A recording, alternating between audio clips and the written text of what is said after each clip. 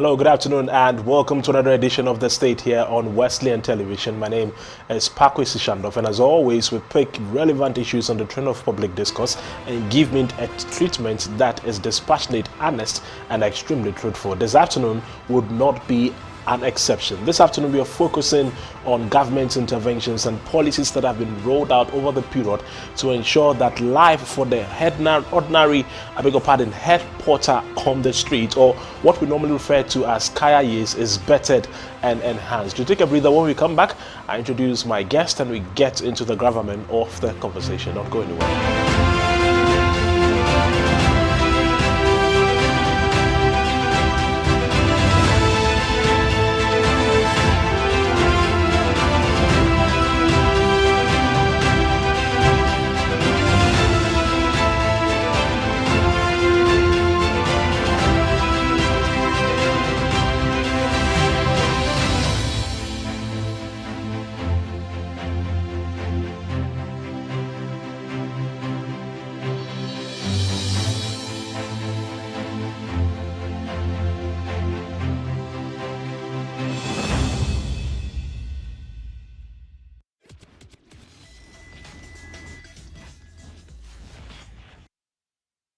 The Christian Service University, a fully chartered private university in Ghana, is inviting applications for admission. Undergraduate programs include BSc Nursing and Midwifery, Computer Science, Information Technology, Bachelor of Business Administration, BA Communication Studies, Planning and Social Development, and Theology with Administration. Postgraduate programs include MSc in Accounting and Finance, Monitoring and Evaluation, Corporate Planning and Governance. We have MA MPhil Communication Studies, MA Christian Ministry with Management, Event Management, MPhil English and Mathematics Education. With quality, faculty and state-of-the-art facilities, we blend academic work with entrepreneurial mindset in all our programs. For more information, please call 0246 275375, 0240-154825, or 0244-596603, or visit our website www.csuc.edu.gh. CSU is located at Odenaho Kwadaso on the Kumasi-Obuasi Road, 100 meters off Star Junction. Choose CSU today to secure the future of Africa. And to make him better known. Ago, Ghana for Mama don't you? Let the dead number. Dead spices are running in every jasso. And you never know yet. If we come your job, we no use dead spices. We no go job. I don't Taste the inside. Yeah, the natural spices, Papa na yeah.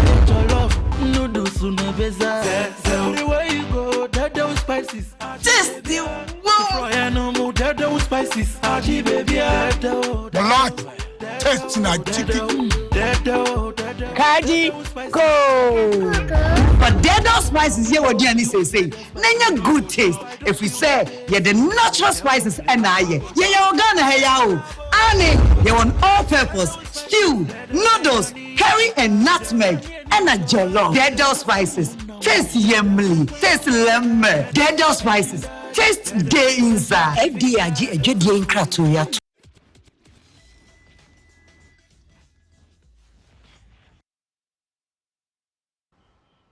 All right, and welcome back. This is The State here on Wesleyan Television. As always, the show is proudly brought to you by the Christian Service University. That is the institution that insists continuously that it is the hub, the preferred destination, if you like, where tertiary education is concerned. And in the course of the program, of course, would announce their numbers. For those of you who may want to patronize them, you would you could use those contacts to get in touch with them accordingly. But it's now time to serve you W briefs. This is that part of the show where at every given point we give you executive summaries or briefs of the issues that we have itemized for discussion. Now, if you go to the principal streets of Accra or any of our marketplaces, occasionally you see people carrying pants of loads or goods of people that people have already bought. Now, normally when you do that, you realize that those individuals actually take money before they render those services. They are the people we normally refer to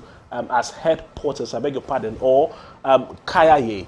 Now, In the 𝗟𝗵𝗪𝗘 administration, there were a number of interventions that were rolled out actively for them to better their lot. But government is always an improvement and it's always an enhancement of existing protocols and policies. And that is why in the current dispensation, we've seen the 𝗟𝗓𝗓 Empowerment Program. It was launched a few weeks ago, and just around last week, or I think last 2 weeks, if I'm not mistaken, we did see that some of the new entrants, the new crop of like students who had been enrolled into the latest training program had actually graduated. Now, we're going to interrogate the merits of that policy and how far it can go to ensure that we really make life better for these marginalized or perhaps underprivileged individuals in society who are into the trade of head pottering? Oh, I don't know how to put it, but yes, the trade of 𝗟𝗓𝗓. So that's basically the crux of this afternoon's conversation. We're taking a breather.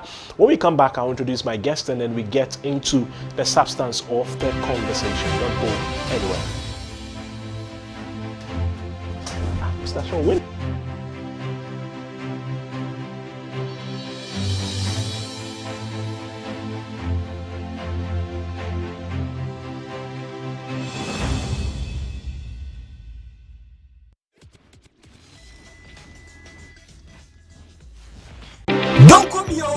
Don't call me. Ghana for Methodist Asafoma. WTV Enyamfianumo 5 years. Hooray! Na enam Emfianuma Fidida. WTV ADNT. Or yet don't call me promo. And say, Zawaya Methodist Asafoma. Now what business? And Ejuma Kubia Opeso Bomu Deura. WTV say, Ye Babika, Ejuma Kuno, and as we Biaton Diano. Nia Bomu Deura na watching me 2 weeks at the amount 500 Ghana cedis per. And I'll bet ya. Way Aya Kwanya. WTV Efaso at the Adawasi say. What time the chi? I'm a drum pempenswa and never dream.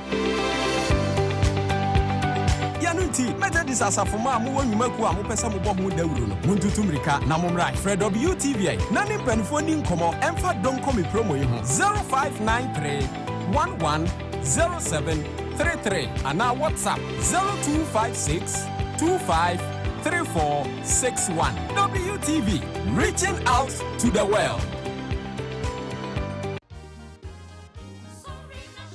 Sorry, not sure. Wake up to a purposeful day.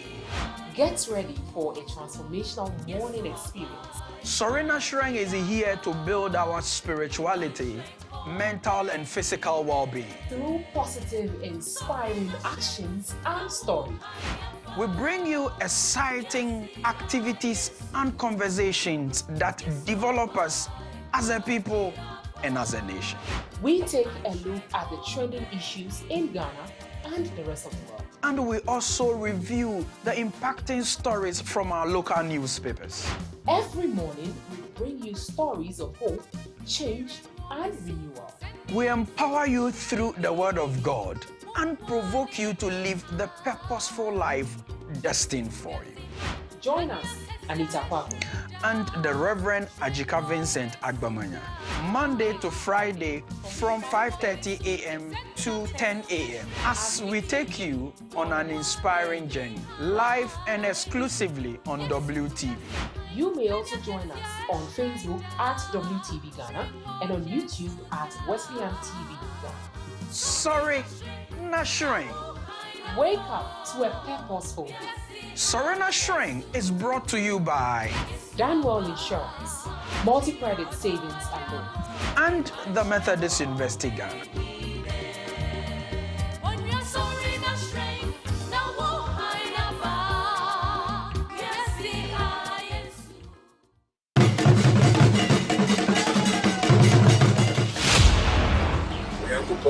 Oh boy, a year to a member near Matthew. And to be a year before, say a Ghana for you. Your member near money and a chair. Amamre.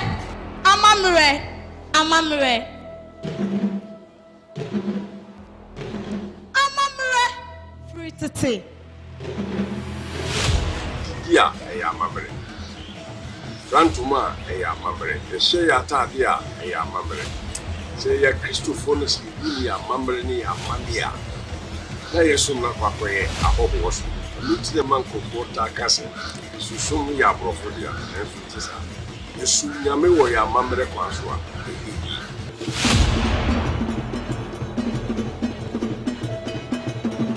Yes, Sunyame, said, you know, where ya mamre, ya money, and quas.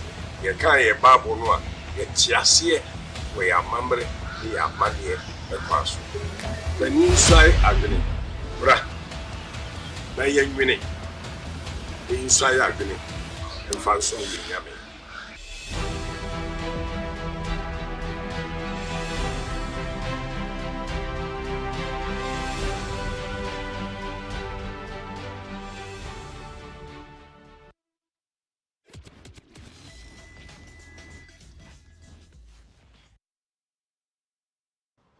All right, thanks for staying. This is the state here on Wesleyan Television, and as always, what we do culturally is to select relevant issues that are trending on the trend of public discourse, and we attempt to treat those matters from a very dispassionate and objective perspective. And this afternoon truly would not be an exception. The item that we want to dissect this afternoon has gotten to do with those that we popularly refer to in the local Ga parlance as Kayaye. The Englishmen will say headquarters, but for those who speak Ga, like myself, who say that those individuals are Kayaye. What do they normally do? So if you go to a place like the Central Business District, Accra, or you go to a place like Makola or Kaneshie or Achimota Market or any popular notable place of business, you realize that there are young ladies who normally have headpans, and what they frequently do is that when they spot somebody who is shopping or somebody who has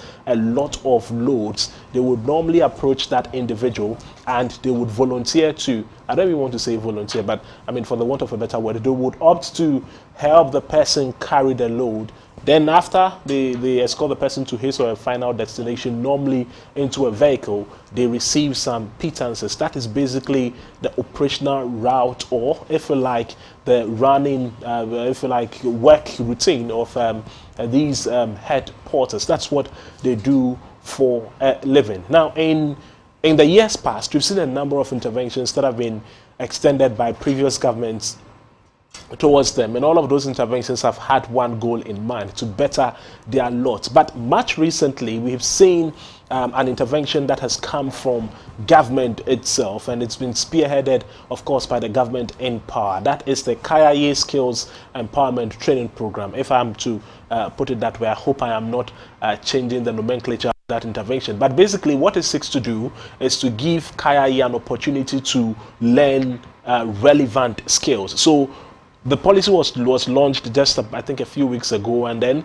also some days back we did see some new graduates, people who had gone through the system and have passed out successfully. By virtue of their graduation, the implication is that now they have learned skills that can help them to, as it were, produce liquid soap and other, if like, domestic products. I mean, it's quite, the array is quite huge, and all of those are part of efforts to either give them the option of leaving the streets, or even if they choose to still stay in that enterprise, they would have an alternative means of income. This afternoon, we're going to peruse and delve into the merits of that policy. And if I say the merits of that policy, that is not to say we do not think that it is meritorious, but we want to assess it and see how sustainable it is going into the future. To help me do the conversation, Benin Clinton Bafwo, he is with the Kayaye Empowerment Program. He will soon be with us here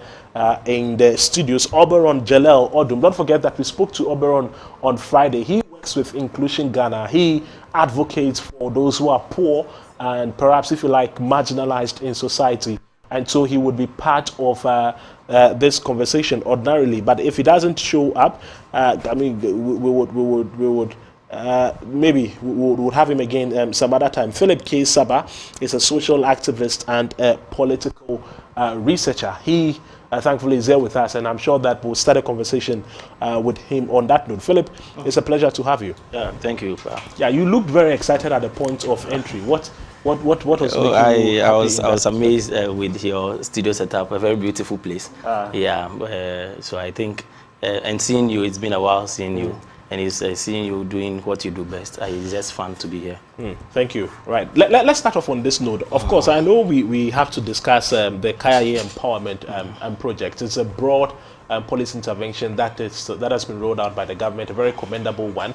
But just on the sidelines, I mean, let's look at this is just I just want to tease your mind on this matter anyway. There is Kenya. I mean, we've seen a lot of events in Kenya, and we are particularly interested because, yes, as a Christian platform, definitely we advocate peace. We don't want a situation where the country at any given point to be thrown into any form of pandemonium. But the truth of the matter is that what we are seeing in Kenya is not even far from Ghana. Why do I say so? Because if we look at the factors that have triggered the situation, you may want to say that they have always been in Ghana. It's not even in this current dispensation alone. What do you think from, and I believe you're a Christian. I'm a Christian. So from that perspective, what do you think we can do to ensure that we don't get young people who finally give up on government and decide to break into government buildings? I think Ghanaians, I mean youth in general, already have lost hope in the mode of system in Ghana. Looking at the fact that there have been so many things that have been going so wrong in Ghana. But I will use this opportunity to salute the many youths. Myself, I'm a youth, yourself too, to salute all the youths out there in Ghana who have sustained and have suppressed themselves under this government. This government has tried a bit of everything to get them to the extent of which Kenya is at the moment, but they've tried their very much best to comport themselves. Because when you look at the situations in Kenya and what is currently happening in Ghana, or what we have been through in Ghana, there is no much difference in it. Even our conditions here are much higher or more hard than that of Kenya. Because when you look at the inflation, you look at the employment ratio, you look at their exchange rate, and you look at production and every other thing that goes on, and you compare it to Ghana, you realize that they are far in a very better position compared to Ghana. They are maybe more than 20 times better than us, but the little tax change that has been employed, unlike the e-levy that has been and the bet tax that has been brought to Ghana by 𝗟𝗓𝗵𝗘𝗓 and the Friends. But you see that Ghanaians have had that tough skin of sustaining all these injuries that this government put on them. And I think that from the Christian perspective, or where I sit, we can just always hope in God and pray with faith that we have that, yes, of course, things will get better. But that does not take the fact away. There is this quote by Dr. 𝗟𝗓𝗵𝗘𝗓 Nkrumah that I always say is best defining Ghanaians. He said, and with your permission, I read that Ghanaians are not timid people, as has been discussed or suggested in foreign press. Far from it. They may be slow to anger and may take time to organize and act. But once they are ready and they strike very hard.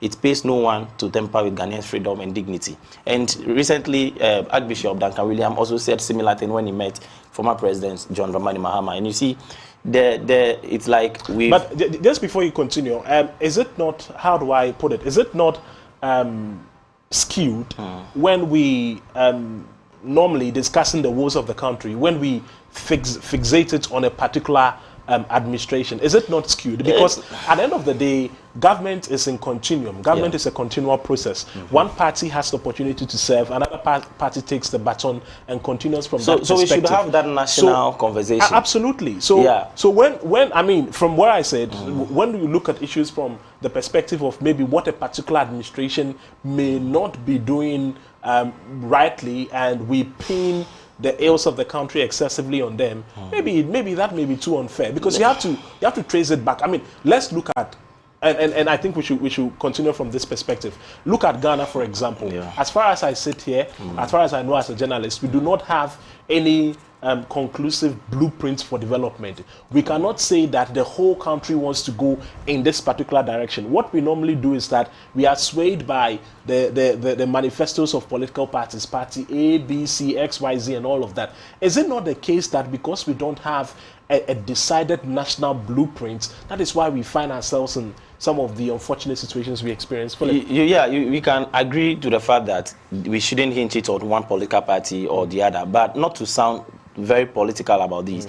It is very unfair also to put both political parties, of course, during I mean all political parties, but from 92 in the Fourth Republic, it's been NDC and NPP. So if you want to put these two political parties together as a point of reference for the administration of this country, it will be very unfair to feel that both parties are the same.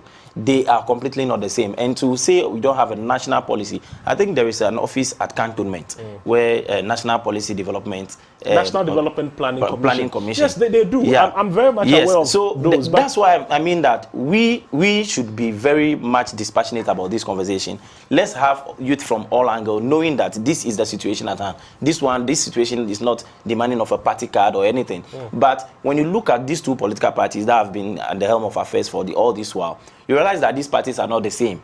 If one party seeks to do something, even if not to do that, the other party comes in and they do something so differently. You see, the fact that you even go around borrowing money and there is no means of generating to pay than to tax the people to just pay that money that you borrow, and the money you borrow, we don't see any impactful projects, or you don't see anything industrious about the money that you go and borrow, and the other party doesn't do the same thing. Then if you put these two things together, you can't say that these parties are the same. So when one party borrows and tax the people to pay that, and the money that they borrow, they spend it on themselves, and one party does not borrow the money, or the little that they borrow, they use it for some impactful things that generate revenue for the country, then you get to realize that no, these two parties are definitely not the same. Absolutely. A party probably borrowed money to develop the terminal 3, which is generating money for the country. Let's come back to we could go on and on to discuss that at this point. But you see, let's come back to the Kaya Empowerment Project, because that's basically the thrust of the conversation. We had to go here because we are hoping that Clinton will join us very soon, because he speaks fondly, and he speaks as part of the official communication for that project. But let's look at the project. I mean, I was excited. I was happy when I saw that. Look, at the end of the day, we have seen people who are now, as it were, Kaya now having an alternative apart from carrying load. What do you think about it? So when the project came with, over the years, governments has always been putting up measures to curb some of these issues that we have in our country. And you see, basically about this whole project, it's a good thing to know that there's a problem. Pause your thoughts briefly, because we understand that Bannon is joining us via phone. I understand it's not able to commute to this place. Clinton, good afternoon. Are you on phone? Can you hear us? Good afternoon. I can hear you, please. Right. Ordinarily, we would have queried you and questioned your inability to be here, but I think I'll let that pass. On a personal level, yes, we'll address that one.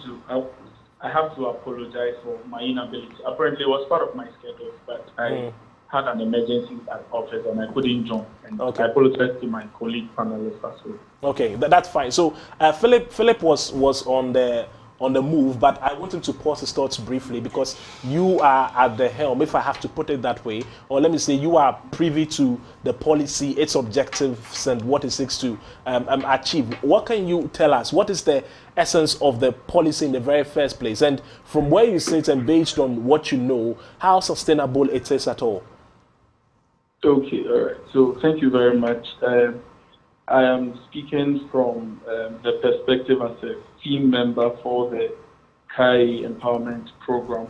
I think conversations about Kai support is not new to us, because governments in past and present promised on how they will be looking at coming up with policy directives that address some of these young women who are seen in the market spaces, to support and assist with luggage and other menial jobs in the market.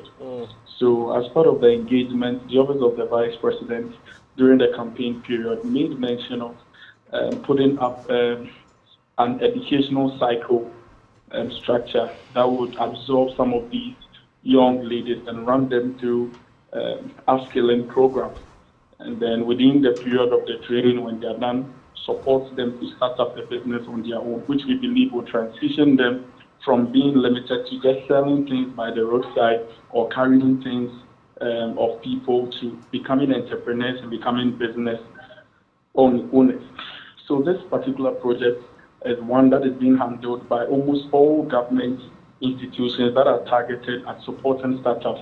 So you can see that the partnered institutions on it, we have the Ghana Enterprises Agency, we have the Youth Employment Agency, we have the National Entrepreneurship and Innovation Program. So if you look at the scope of work or the framework for almost all these institutions, you get to know that it is all looking at how they'll be able to come in to support the marginalized in society, in upskilling them and getting them to become business owners. So the idea emanates from the scope of work from all these partnered institutions. So the promise was made, and thankfully, the hotspot areas that needed to initiate the programs, which we all know that Ashanti region is one of them, Greater Accra is one of them, and then because they also come from the northern belt, there's also one hotspot area. So thankfully, 2 structures of a capacity of 600 were put up. And then it has CCTV cameras, security, we have trainers, clinics, and then other available resources that should make the place habitable for these young people.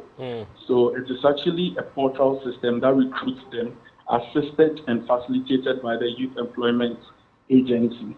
And so the first phase of it started a month ago, which is in 3 weeks, because the scope of work or the structure for the program, the applicants who qualify to undergo the training must be hosted or must be absorbed through the system for 3 weeks.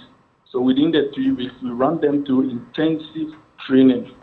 So the training cuts across all fields of interest that has to do with baking, beads making, hairdressing, soap making, and then bakery. Yes. And so when you come and you express your interest in which of the skills you want to learn, and then you are registered to take up that particular role. So they went through the process, and then it's an intense training by qualified trainers on almost all these categories. So in a space of 3 weeks, they were run through it, and the training also comes in with a support stipend to keep them for their upkeep in the building. One of the buildings is at Medina and one is at 𝗟𝗓𝗓. So both of them were running concurrently within this particular period. And after the 3 weeks intense training, thankfully and by the grace of God, they were graduated last week, which we all saw some of the images out there. The graduation invited all stakeholders who have been a key administrative role to the success of the program. And so they were transitioned into who they have become through a graduation process. So the graduation process, they were given startup kits. So if you came to learn makeup artistry, if you came to learn baking, if you came to learn soap making, if you came to learn beads making, we identify some basic things that we believe that when you have moving out of the school, you'll be able to start the business on your own. And alongside, we receive internship training as and when they need be, because the trainers are available to assist and support them as they grow out of it. So that was the story or briefing on the first cohort. Currently, we have done a meeting. I mean, the team on the project have had a meeting, and then we've reviewed. We clearly understand that this is the first of its kind, targeting our colleagues from the KIA, and so you would have some forts and backs or some challenges. We've had a reviewed meeting, identified some 1 or 2 challenges that they face or we face in the process of running the first cohort. And we are hopeful that as the second cohort comes in by next month, July, we will be able to run a 3 weeks intensive and a successful one, which is more advanced and better than the previous one. We're looking at how by the end of the program, we will be able to have 5,000 beneficiaries from it. And even if we have 10% who were able to establish businesses and build on it, employing 2 or 3 people to assist them to expand the business, we will be creating millions of jobs if we are able to continue with it. It's actually a project that is not limited to just Accra. As I speak to you, there are initiatives and then there are plans to carry on the project at other regions, which has to do with the Eastern region, the Northern region, and Ashanti region. So the structure for the program or the project has kick-started, and then we are hopeful that before we are done with the first 5,000 beneficiaries that are kept, that have been absorbed for the duration of now till November. The next government or the next administrative year will be able to expand it to the other regions. All right, Clinton, that point is well noted. In fact, I was listening attentively, and clearly it ties into my impression that it's by all means a very useful intervention to make life better for these headquarters. But just before I come to Philip, give me the data and the statistics. In all, how many people were catered for in this first phase of implementation? How many trainees were passed out? So the first phase is 600. So we registered 600 people, and we had all the 600 people running through the program from the get-go till the finish line. So currently we can confidently say 600 beneficiaries were graduated on the first phase. Right. Thank you. Thank you very much. Philip, now let me come to you. So we have some 600 graduates who have learned relevant skills that can transform their economic fortunes. And there is even the promise that more would come. That is definitely a useful intervention. From where you sit as a social activist and from your understanding of Ghana's political and developmental landscape, it is worth commending, you know? Yeah, so but he said a lot. He actually gave a litany of companies or institutions that are on board to make this project a good one. Before we look at the project itself, looking at how sustainable the project is, the source of funding for this project, and many other things that the project wasn't too clear or isn't too clear about, I'm finding it very difficult to see the difference between this project and the NAPCO issue, where we had a project where unemployed youths are out there. Then the government institutes a project of NAPCO to absorb these people, to find them, to work in all these government institutions and many other private institutions that register for the NAPCO project. But what is the end result of NAPCO? So when we are taking NAPCO and this project, because of course it's being pretended by the same administration, in as much as from a political researcher point of view, someone may want to see it as a campaign message or getting closer to an election, so there is a project to do that. There is nothing so different from NAPCO and this project that is happening. No, but NAPCO is for the unemployed people, right? And this 𝗂𝗂𝗓 development or whatever project it is for these people. 𝗂𝗂𝗓 Empowerment Now, project. We need to even look at why people even engage in 𝗂𝗂𝗓 at the first place, because some people are already there. I've engaged a couple of 𝗂𝗂𝗓s, mostly when I go to Accra. I go to the central market and we buy some stuff. They get in touch with us like, what do you do? Where are you from? They are from, most of them, they tell you they are from the north. And then some of them, they have some crafts already. Some of them can weave baskets. Some of them can braid hairs. Some of them can do a whole lot of things. But why are they not doing? They've left the northern region, the Bono region, everywhere they are, to come to Accra to engage in this petty trade. Don't forget that they can equally do that same trade in Accra, but they are doing it. Is it not because that there is no sustainable development at their environment or in their communities? So what about government channeling development to the rural areas, engage more people there, create an employment avenue for those people there, so people can sit in the comfort of their community, develop their community, and do the works that they do there, than choking Accra, choking Ashama, choking Medina with all these people, because you have now put the school in Medina and Ashama, which school is not, the same school is not in Kumasi, it's not in Aflau. Don't forget that the 𝗂𝗂𝗓 is in Aflau. They are not at somewhere around Kpando, they are not at wherever they are. A lot of the colleagues that are there, they are now trooping into Accra to be engaged in this shabby 3 weeks. No, why you shouldn't describe it as shabby. Yeah, but you and I know you can't learn something and do it. It depends. It depends on the method. You didn't learn journalism in 3 weeks. Of course, but it depends on the methodology. Of course, it depends on the methodology that is employed and how apt the learner is. So we would not call it shabby. But back to the point you were making, you think it should be extended to other regions, really? From where I see it, I see this project to be something that is good. But I see much more of a political undertone to it. Of course, to an election, so there's something that needs to come around to make people have faith or have vim in whatever that they are doing. But what is the cause problem of this? The people don't have sustainable works in their communities that they are doing. if government's one district, one factory was working, these people, we will not see a lot of KIA people working, moving around. If not, their government is trying as much as possible to buy into existing companies already, Casapreco, Everpure, and other companies, and turn them to be one district, one factory, we would have had a lot of people who will go back. Because for me, if I have a job that will pay the same amount of salary in my community, in the Volta region, I wouldn't bother myself coming to Accra. Because Accra is already choked, the air we breathe and everything that is here, you see a whole lot of issues with it. But it's because government intentionally is not engaging or is not involving in the decentralization of development that is bringing about the KIA project. Now, recently we saw some people that have graduated from the KIA. But it's very, very unfortunate that to an extent of seeing very familiar faces in the graduation process. You see a lot of polling agents, executives of the NPP. You see people, not that. And we see people who are friends in the university who have been deployed to come and graduate. And very sad to not to say that this is so disheartening to see someone in a wheelchair being pulled out as a KIA.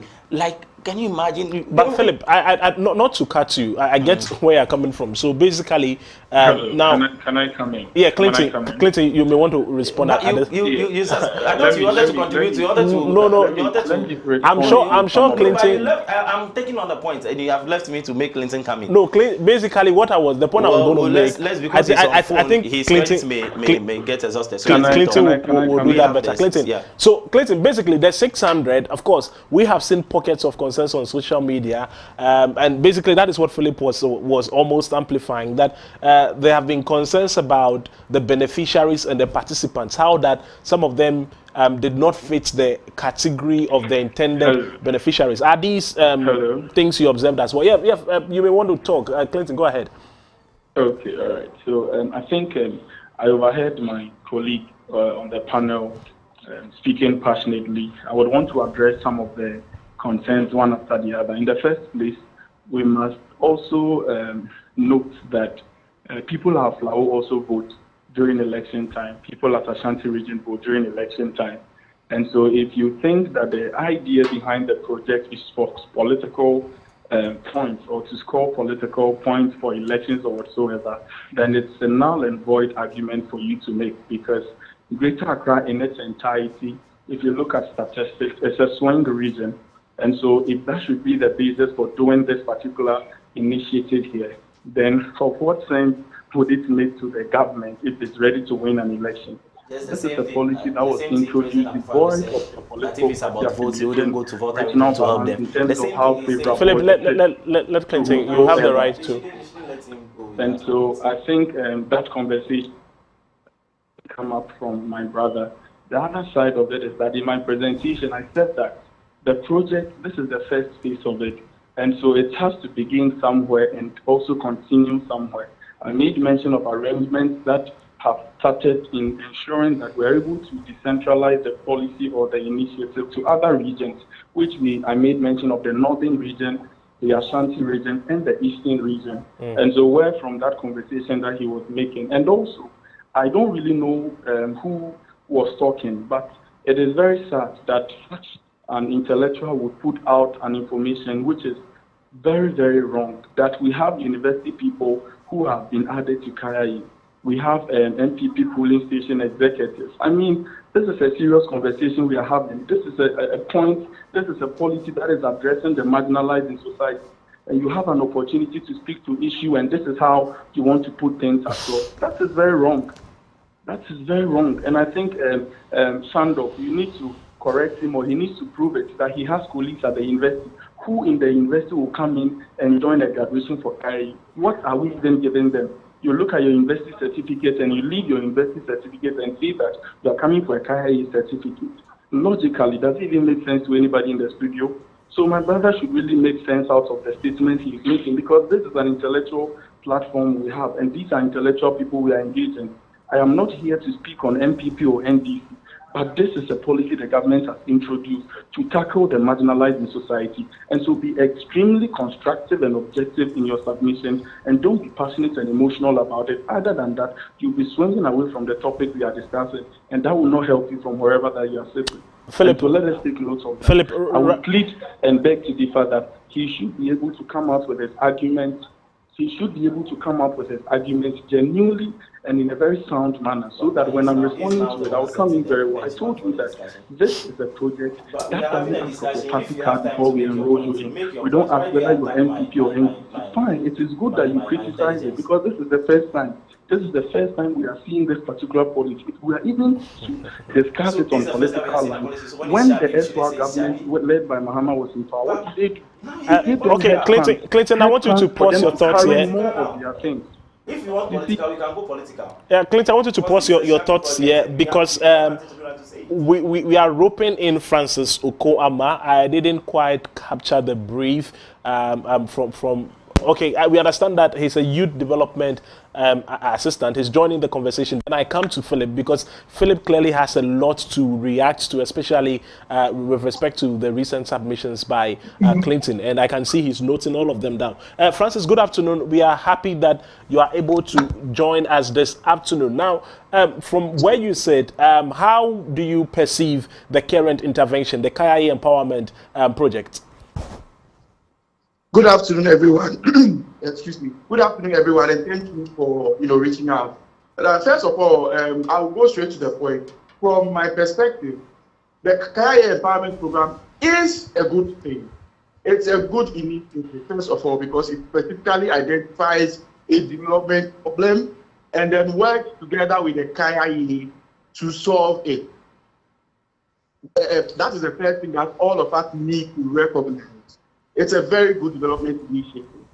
However, from where I sit, especially for development, there's more room for improvement. A lot of things that we need to solve. For example, for the particular initiative that we are talking about, and whilst I applaud our colleagues who conceptualized it and implemented the KIA and everybody on board, there are a few things that I believe they can also look at.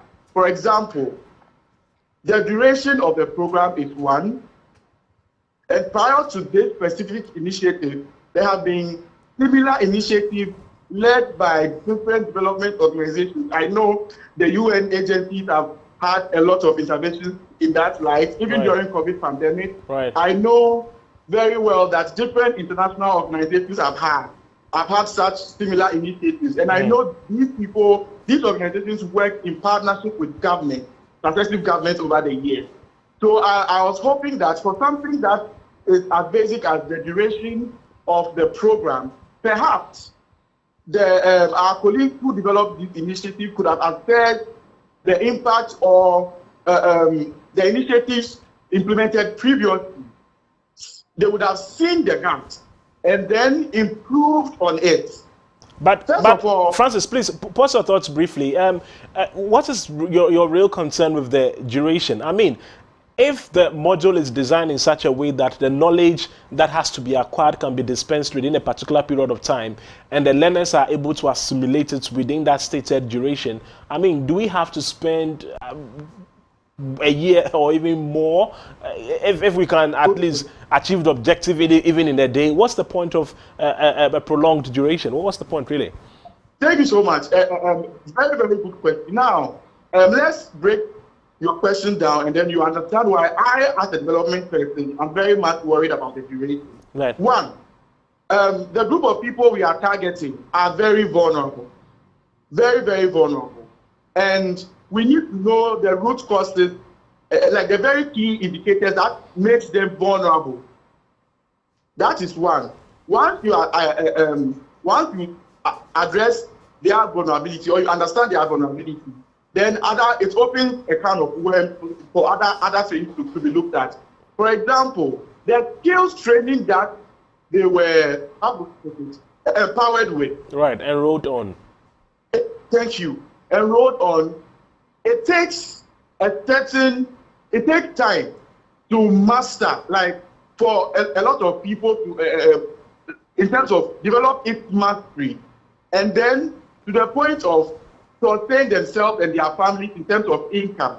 Now, if you are looking at paying particular attention to skills development, then you should be worried about the duration of how you implement certain programs. For example, it takes, even for people who would go to universities for about how many years, 3-4 years, even during national service is not done like 1 month or 2 months. It takes the whole year. Even after that, you find people in institutions still orienting and training entry-level employees, regardless of the number of years of training they would have accomplished or topped under their belt. So it takes time. Developing skills, attitude, and preparing people for the job market takes time. Not to talk about somebody who is already vulnerable. And there are a myriad of issues that these people may be going through.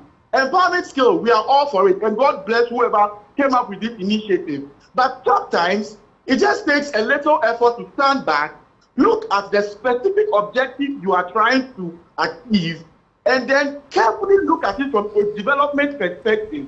Because, for example, one of the vulnerabilities of the people whose skills have been empowered is that some of them do not even have shelter.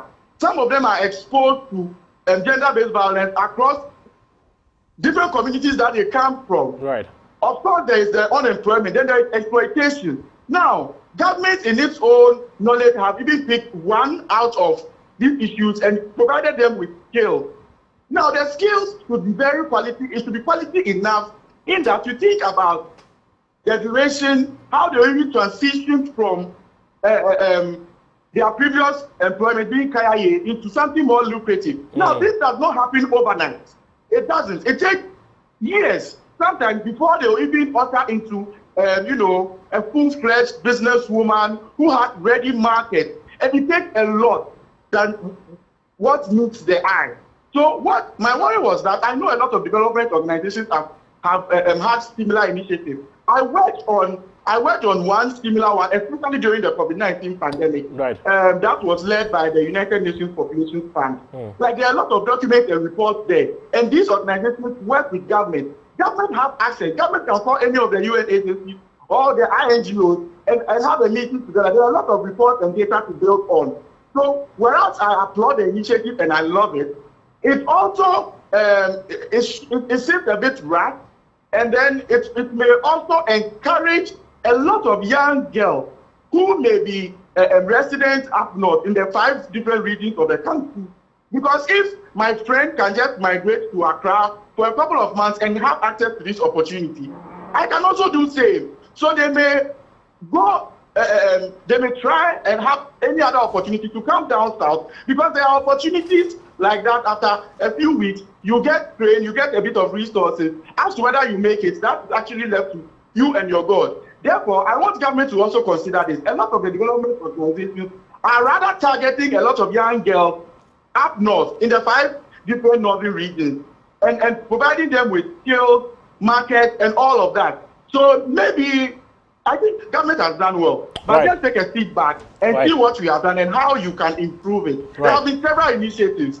How can you make it better? Than rather implement a very, should I say, like a sandwich course of what has already been done years ago. You could really make it much, much better. And I am saying this while applauding our colleagues who really led this initiative, because it's a good initiative, but it can be better. Right, it certainly can be better. That was Francis Okwama. Francis, stay on the line, because I'm sure we'll engage your thoughts some more as we continue with the conversation. Philip, you've heard from Clinton, now you've heard from Francis. So you've had 2 different, if you like, different opinions. From where you said, what do you think could have been done better? You may want to continue from where you stop and then tell us what you think could have been done better under the circumstances, because you were making the case that it should have been decentralized in the very first place. But look, let's not forget that there's only the first phase of the implementation. So so over to you now. No, you see, I'm not talking about being decentralizing the KIA projects. I'm looking at decentralizing development in general. In general, development should dwindle down to every corner of the country. So you don't necessarily need to travel all the way to Accra to find sustainable work to do and to get sustainable income. We should have a way to have a national discussion to decentralize development across Ghana. Now, Clinton was mentioning that university students will not be so foolish to leave their certificates to come enjoy in graduation. Aren't we in this country, when he sounding a bit political, where they bus secondary school students to go and meet the vice president on his campaign, what do you call it, campaign trail? We saw secondary students bus to that side, and they were given 200 cedis, 100 cedis, and they went home. So this is not very difficult to pack TESCOM people to a graduation program. And so is he telling me that the lady in the wheelchair that they are pushing all over, she's also part of the KIA people? No, but the skills program was not even, according to him, it was not necessarily targeted at just the if you like, the KIAs. I mean, anybody who wanted to learn a skill was also given that opportunity. Then it's not KIA project. If it's a KIA project, it's a KIA project. It's something developed towards a KIA. What do you mean to say that this project is for the visually impaired? But if you are someone who is walking freely and you have eyes, you have sight and everything, you can join the pool. But it's a different thing. If it is for A, it's for A. If it's a B project, it's a B project. You don't use KIA's name to do a project and you get money for it or you get funding for it, and you use that money to fly yourself or to dig a hole near the ridge runabout. You don't use these people. You don't look at the vulnerability of these people and do a project and say that this project is not just for them. Any other person can do this project. No. If you are doing a distinctive thing, do it for this particular group of people, and let's know that these are the people that needs to engage in it. Now, what happens to these people that after they have been enrolled in this project? Solutions. Exactly. What is the end goal of it? Now, KIAs, when in the night, when you drive through or when you walk through this side, the Accra Central, going to the new town, you see a lot of them sleeping on the floor there. It is not about just KIA daytime not seeing them carrying loads that you want to let them know how to do makeup or know how to fix nails and all that. There should be a very strategic. You see, you can't solve this problem in Accra. You need to see if these people, a lot of people come to Accra, they don't have places to sleep. When they go to their villages, they have rooms that they have family rooms that they can sleep in. So send the work there. Let them send the employment level there, get them a job to do there. When they are doing the jobs there, there will not be much pressure in coming to Accra. That is making Accra not a very good place to live. It's making Accra choke. It is not just about picking the people and say that for 3 weeks we will camp you and teach you, and so after the 3 weeks, where are they going? Who will house them? And they gave them some little money some campaign money to go and start a business. The grant that has been given to them, well, for myself, I've not heard how much was given to each individual. I don't know if you have details of how much has been shared to these people to start the business. I think Clinton mentioned 1,000. I'm not very sure. So how business is 1,000 cities setting up? So when you do makeup, but they were giving startup kits in addition to the money. Where are they keeping these things? These KIA people that you see, they don't have a place to sleep. They sleep in front of shops. So where are they taking these kits to? And what is the durability of these kits that they are even giving them? This is a government project and a very familiar government that we know about, and you know what they can do and what they cannot do.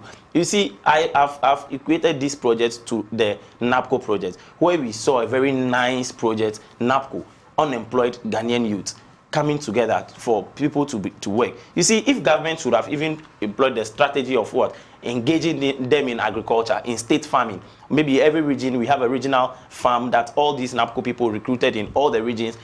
Or maybe if Volta region is doing cassava, northern region could be doing millet, central region could be doing maize or something. So at the end of the day, that's changing of commodities, so that our system, at least Ghana currently, the greatest problem that everybody have is what to eat and where to sleep. So if we are able to solve a problem, if we have a very nice initiative to put in place some of these structures to see how many people will these KIA people get and do makeup for. Someone was passing a joke the last time, but I think it's not a joke. It's very serious that all these guys that have passed the 3 months KIA project should go and do makeup for the first lady or the second lady. Let's see if she will look beautiful as she's been touted to do. And you see, or any other person for that matter. Any other person, but more especially the wife of the vice president, 𝗟𝗵𝗲𝗦𝘁. You see, they will not even allow no one, because of the stigmatization level around the KIA project, to say that you are calling a KIA person to come and do makeup for you. It sounds so in a way, but we are not looking at that focus. My problem with government projects or KIA is that